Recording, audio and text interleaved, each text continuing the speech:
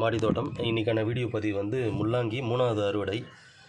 2 வாட்டி எடுத்துட்டோம். அந்த வீடியோ பதிவும் போட்டிருந்தோம். ஃப்ரெண்ட்ஸ் இப்போ வந்து நல்லா வளர்ந்துருச்சு. ஸோ இலைகளும் பழுக்க ஆரம்பிச்சிடுச்சு. ஸோ அதனால தான் அதை எடுத்துடுறோம் ஃப்ரெண்ட்ஸ் நம்ம. ஏன்னா ஓவராக வந்து சாப்பிட்ற லெவலுக்கு இல்லாமல் போயிடும்.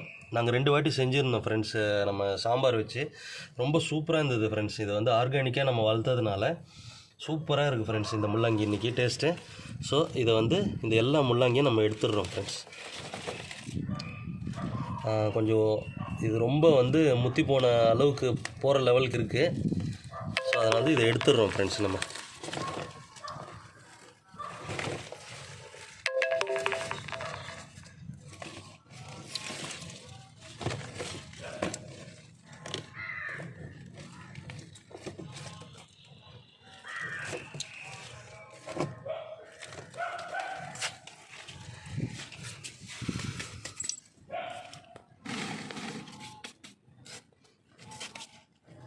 ஸோ இது 2 பார்த்தீங்கன்னா கொஞ்சம் வெயில் கொஞ்சம் ஓவராக இருக்கிறதுனால கொஞ்சம் அந்த கருகுன மாதிரி ஆயிடுச்சு ஃப்ரெண்ட்ஸ். அது நம்ம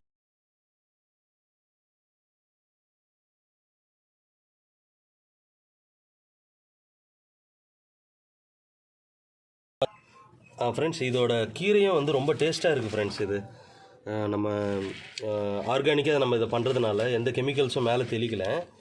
ரொம்ப டேஸ்ட்டாக இருக்குது ஃப்ரெண்ட்ஸ். அதோட கீரை கூட முள்ளங்கி மட்டும் இல்லை, கீரையும் ரொம்ப டேஸ்ட்டு.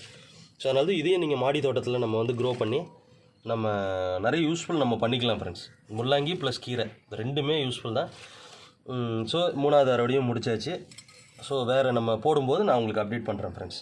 முள்ளங்கி தேங்க்யூ ஸோ மச். இந்த வீடியோ உங்களுக்கு பிடிச்சிருந்தா லைக் பண்ணி கமெண்ட் பண்ணி ஷேர் பண்ணிக்கோங்க. மறக்காமல் சப்ஸ்கிரைப் பண்ணிக்கோங்க ஃப்ரெண்ட்ஸ். பாய்.